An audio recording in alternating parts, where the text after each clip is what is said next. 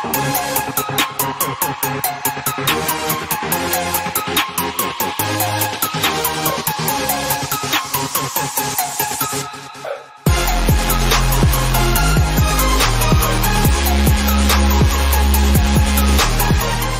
right, good morning, Facebook. Let's get Instagram rolling here. Instagram's rocking. We are live. All right, good morning, y'all. My name is Dustin Jones, and you are listening to the PT on Ice Daily Show brought to you by the Institute of Clinical Excellence. We're coming live from Instagram, we're coming live from Facebook, and welcome podcast listeners as well. Today is Wednesday, the day before Thanksgiving, one of likely the busiest, most challenging days of the year for many clinicians trying to get as many folks as they can in before Thanksgiving. So thank you all for taking the time to listen to our podcast and show. We really appreciate that. So today is Wednesday. It's Hump Day. Many of you all are about to get the Hump Day Hustle email that Jeff Moore, the CEO of ICE, is about to send. Super jam-packed email, usually about 5 to 6 links of really helpful, clinically pertinent information. If you aren't getting that, be sure to go to ptonice.com and sign up for that. But that's going to be coming out in about 25 minutes. So Wednesdays, it's Hump Day. It's also Jerry on Ice, where we talk about all things older adults. So today, what we are going to talk about is the most neglected risk factor in healthcare. The most neglected risk factor in healthcare. Good morning, Lori. How are we doing? Before we get into some of the goods, I want to give just a few announcements in terms of what's going on with modern management of the older adult. We've got our last live course. It's a private course, so I'm not going to tell you where it is, but it's happening in not this upcoming weekend, but the weekend after that, the first weekend in December.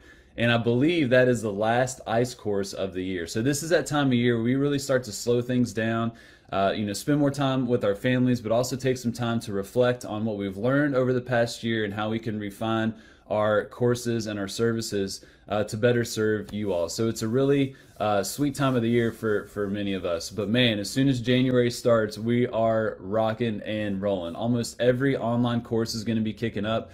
Live courses, I mean, it's looking like 5 to 10 a weekend consistently. MOA Essential Foundations, our online course, is going to be starting January 5th. We're already getting some pretty solid interest in that as well, and then tons of live courses. So lots of opportunity in 2022. So go to ptonice.com and you can see where we're going to be in your neck of the woods. How are we doing, Amanda? Good morning. All right, so the most neglected risk factor in healthcare. I want to talk about this today, being the Wednesday before Thanksgiving, because this can be a very, very difficult time of year for many folks. Many of you all feel this going into the holidays. If you've lost a loved one, if it's been a really challenging time, work is ramping up, very stressful, this is a difficult time of year. This is even more amplified in the older adult population, especially in the context of maybe losing loved ones, family, friends, of seeing some type of decline. It's a very challenging time of year. Typically what you'll see is a lot of healthcare utilization will go up, not necessarily because people have met their deductible, but things happen. Cardiovascular events happen more frequently this time of year. Emergency department visits will typically go up this time of year. Hospitalization rates for many older adults will go up this time of year for many reasons. But one of the big risk factors associated to some of these health outcomes is likely the most neglected, and especially by our profession. And that is social isolation. Social isolation. Let's define this real quick. So social isolation is the objective lack of or limited social contact with others. All right. Now that doesn't mean someone is a homebound older adult where they have a considerable and taxing effort to leave the home. It can be an independent, community-dwelling older adult that's coming to your outpatient clinic. If you're an outpatient clinician, that person can be socially isolated if they have limited or lack of social contact with others. Now this risk factor is well studied throughout the geriatric literature, and associating that factor, social isolation, with a whole host of adverse health outcomes, whether it's rates of frailty, the impact of frailty, hospital readmission rates, falls, functional decline, disability. all kinds of different health outcomes. Now, the big thing from our standpoint, from the PT standpoint and the rehab standpoint for the OTs listening, is what comes first? This is often a question that many of us will think about and discuss, and we talk about this a good bit at MMOA Live in that course, is what comes first? Does the social isolation come before the functional decline? Or does the functional decline result in the social isolation? The chicken or the egg problem, right? What's the issue at hand? And obviously, it depends, right? The classic example. But I do want to bring up this interesting study that's relatively new that kind of looks into this in a new light, but with some very powerful data. So this study, I'm just going to read you some of these stats. Association of social isolation with disability burden and 1-year mortality among older adults with critical illness. So the lead author on this study is Jason Falvey. If y'all don't know Jason, he's a PT, spent a lot of time in home health, and I believe he's at Yale at this point. But he is one of the more prominent researchers that are really tying, in the world of physical therapy, tying our services to improvement in health outcomes and also dollars and cents, especially if you're a home health clinician. He has done a lot of work on showing how home health services have lowered the cost of care for individuals and improved their health outcomes in kind of big data studies. So he takes these huge data sets, these huge samples, crunches these numbers, and is able to show the value that we're able to provide as clinicians to people. So everyone give it up for Jason Falvey. He's done a huge service to our profession and definitely the home health profession. But this is from Falvey. So the Association of Social Isolation with Disability Burden and 1-year mortality among older adults with critical illness. So what they did is they looked at data from the National Health and Aging Trend Study from May 2011 through November 2018. And this was basically a survey that was given to older adults that had tons of different sections. One of those sections was social isolation. And it had, I believe it was 6 questions trying to objectify how many touch points they have, these folks have with different individuals to basically categorize if they are socially isolated or not. So Falvey took that data from the NHATS, which 2011 and 2018, that's pretty substantial period of time. And then they looked at associated hospitalization data. So what were some of these outcomes after the fact? So that's important here. They determined, were they social isolated before these adverse health outcomes and disability? And that goes back to the question, what happens first? Do they get socially isolated first and then they have functional decline? Or is it more often than not that they already had functional decline on board and disability that leads to social isolation? So these people were socially isolated beforehand, and then they looked at what happened afterwards. I'm going to read you this because this is pretty eye-opening, this stat right here. After adjustment for demographic characteristics and illness severity, each 1-point increase in the social isolation score, which goes from 0 to 6, was associated with a 7% greater disability count. Interesting, right? So those that were more socially isolated were more likely to have some type of disability. And for every 1 point on that 0 to 6 scale, there is an increased risk of 7% from the disability standpoint. This is what's crazy. And a 14% increase in 1-year mortality risk. So for each point that these people scored on this social isolation scale within the NHATS, there was, excuse me, a 14% increase risk that they're going to die within the next year. 14% increase. And when you look at these questions, yeah, it's pretty eye-opening, isn't it? When you look at these questions, it's easy to get a point. When it talks about have you been to some type of social gathering, outside of the home, whether it's a group or individual kind of meeting a friend. I think about my life right now, it's very easy to get a point on that social isolation score. And what's crazy to think about with this data, and I want you to just imagine this was taken before COVID-19, before a lot of these social isolation protocols to help lower the transmission rates of COVID-19. So this was 2011 and 2018. Can you remember that time? Life was great, wasn't it? We didn't have all this stuff to worry about. We weren't wearing masks. We were doing whatever the heck we wanted. Everything was all good in some way, shape, or form, right? Comparatively. Now think of what COVID-19 has done to this. You don't need to do some massive research study to be able to conclude that this has likely just made it even more severe. It's getting a little better for some, right? But very challenging time for many older adults. Overall, the conclusions in this cohort study, social isolation before an ICU hospitalization was associated with greater disability burden and higher mortality in the year following critical illness. The study findings suggest the need to develop social isolation screening and intervention frameworks for older adults with critical illness. So some pretty eye-opening stats. Now, what's our role here? That's the big question. What is our role related to social isolation? Now, I think about the different settings. So let me know what setting you're in for those watching on Instagram or Facebook. But for like the home health clinician, this is pretty easy, right? They're already likely socially isolated. They're having a considerable and taxing effort to leave the home by the definition of someone being on a home health caseload.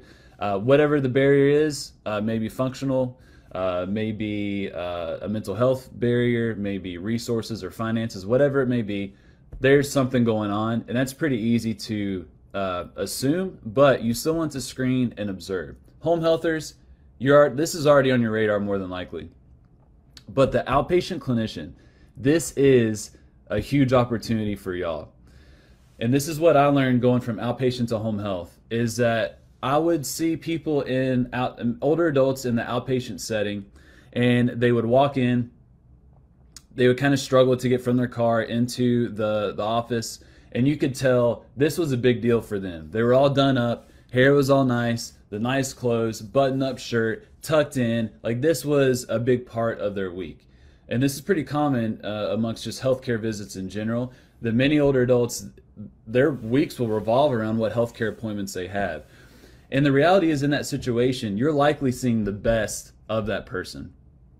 The best of that person. Then I would go to home health, and that same individual, very similar functional capacity, similar situation, I would go into their home and see what their life was like, and they were very socially isolated. Yet they may have been driving to some important appointment, or maybe going to the grocery store. And so the outpatient clinician, just because someone is a community dwelling, independent older adult walking into your clinic to see you for their back pain, shoulder pain, or whatever, this person can definitely still be socially isolated. And that is a big deal in the context of disability, 1-year mortality risk, functional decline, risk of falling, risk of hospital readmission. It's a big deal, and therefore you should care about it. Now, how do you do this? So screening is a very valuable tool. There are tons of social isolation screens. This, the one from this study that I'm talking about, was just a section of the NHATS, 6 questions. There's all kinds of these. They're basically asking the same questions. Are you talking, or how often are you talking with someone on the phone, a family, friend, whoever? How often are you meeting with people in the community? How often are you having kind of physical interaction with folks? How often are you going to kind of group-based activities? Those types of questions to get an idea of what type of social contact points these folks are getting, and you can objectify that.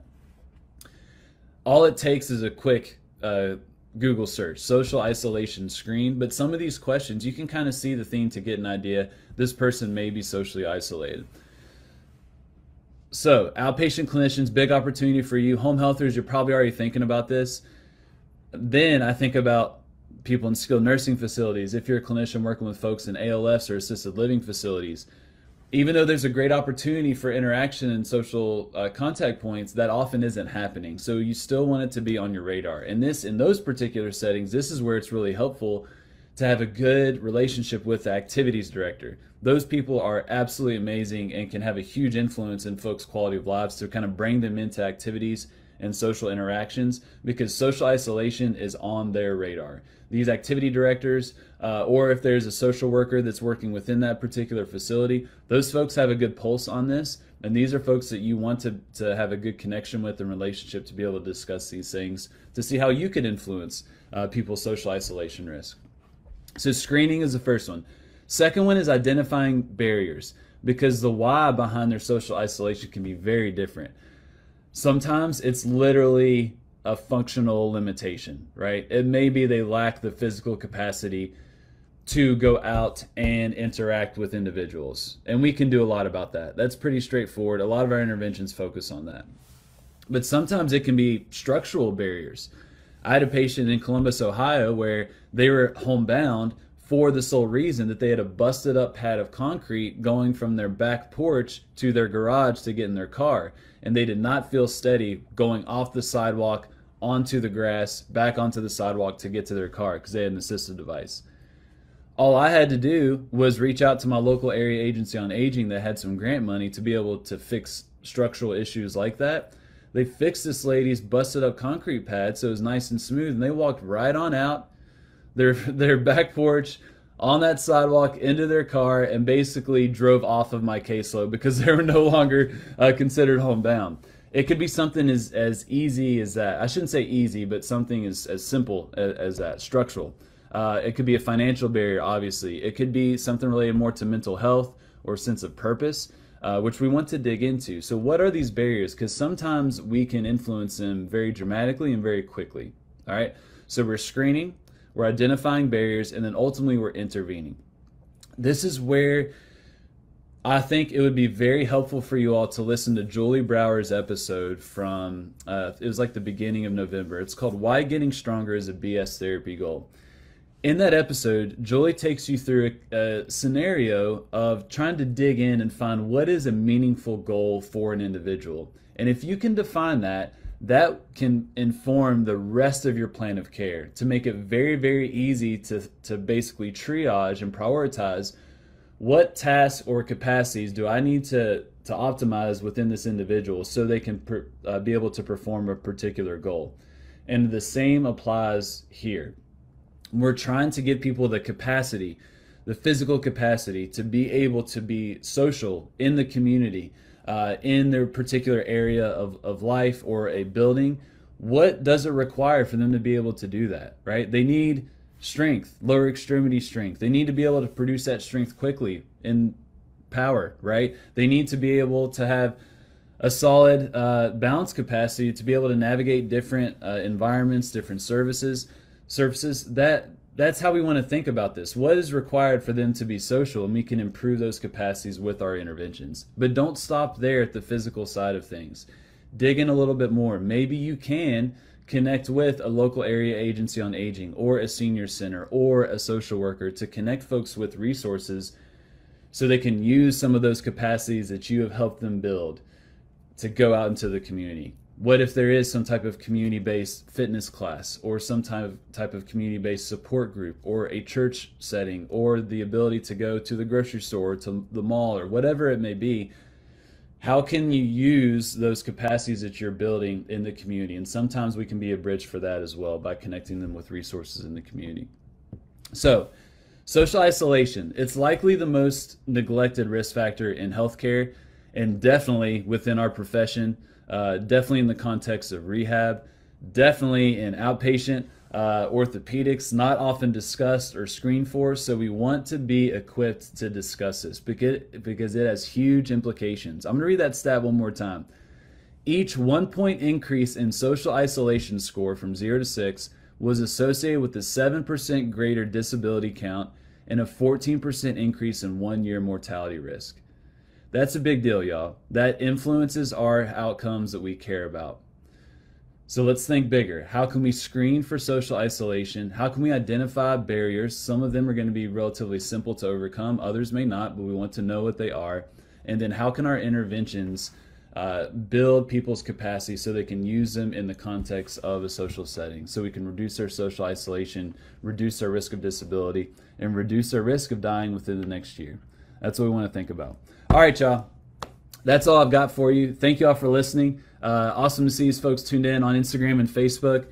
Just want to close by just saying thank y'all. Thanksgiving's tomorrow. Alan's going to be doing that episode. But just from my standpoint, and definitely the rest of the ICE team and definitely the MMOA team, is we're super grateful for your all's engagement. this year has been absolutely insane for us, kind of coming back onto the road, engaging more with you all on the live courses, that it's been rather life-giving and just been really fuel for the fire to continue pushing more and more and more to really try and change things for our profession, but then ultimately our patients. And that does not happen without you all logging on, watching these videos, listening to the podcast, coming to the courses. We're very grateful for you all because it definitely makes this a very fulfilling, I wouldn't say job, more like a calling, I would say. And I think many of my colleagues would agree with that. So y'all have a lovely Thanksgiving. We'll talk to y'all soon. Enjoy Alan's episode tomorrow. Have a good Wednesday.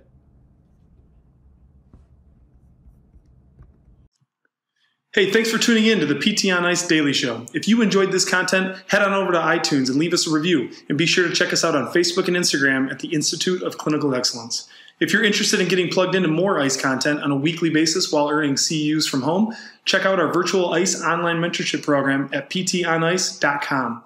While you're there, sign up for our Hump Day Hustling newsletter for a free email every Wednesday morning with our top 5 research articles and social media posts that we think are worth reading. Head over to ptonice.com and scroll to the bottom of the page to sign up.